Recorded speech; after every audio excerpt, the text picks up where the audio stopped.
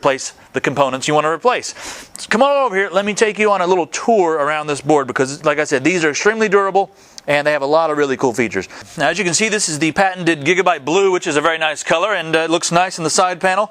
And you see there's a lot of colors all around this board. It kind of looks like a Lego, so if you're into Legos, hey, good board for you. Now we got DDR2, which are the yellow and the red, and then there's DDR3, that's the green. Now this supports 1066 on both forms of memory.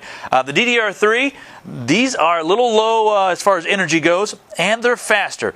So you know, in the future when the DDR3 comes out, there's already a couple different modules on the market. You have to pull out your old DDR2, and you can pop in the new DDR3. No need to replace your motherboard. That's a really cool feature.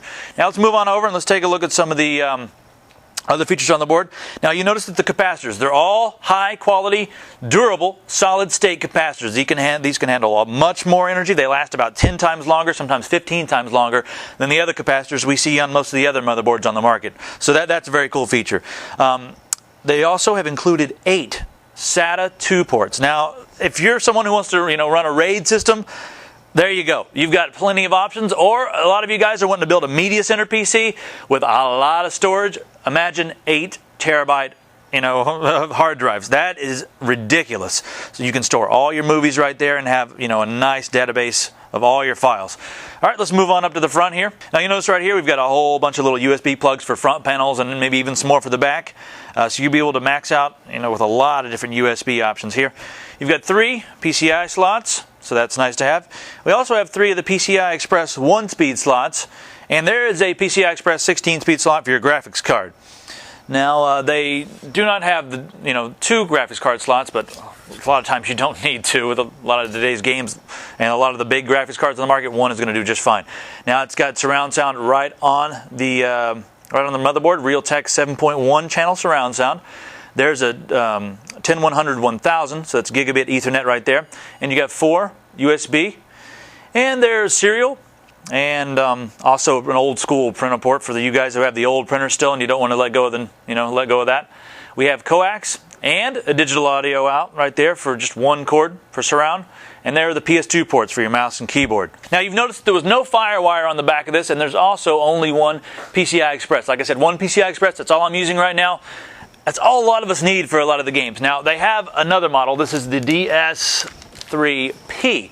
Now this one, they've sacrificed one thing. There's no DDR3 on this board, but it gives you 2 16-speed PCI Express slots here, and on the back, right over here, there, as you can see right there, that's FireWire. So it's a give and take. You pick which one you want.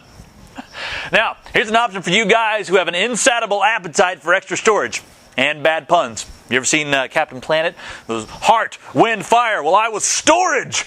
This is a little adapter here. Now this actually uses up a couple of your SATA ports on the inside, but you've got 8. So you plug that into the SATA, and then you hook this up to the back here. Now what's cool about this is not for just people who have eSATA. If you got eSATA, you plug this into the back, and you're running, at the full 3 gigabytes per second, so much faster than the USB external drives on the market.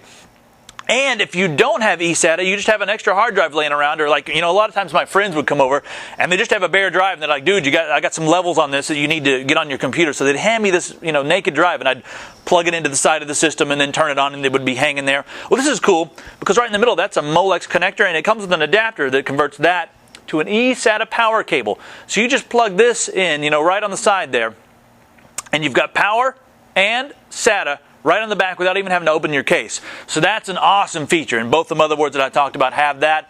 But I really, really love that they're including that with their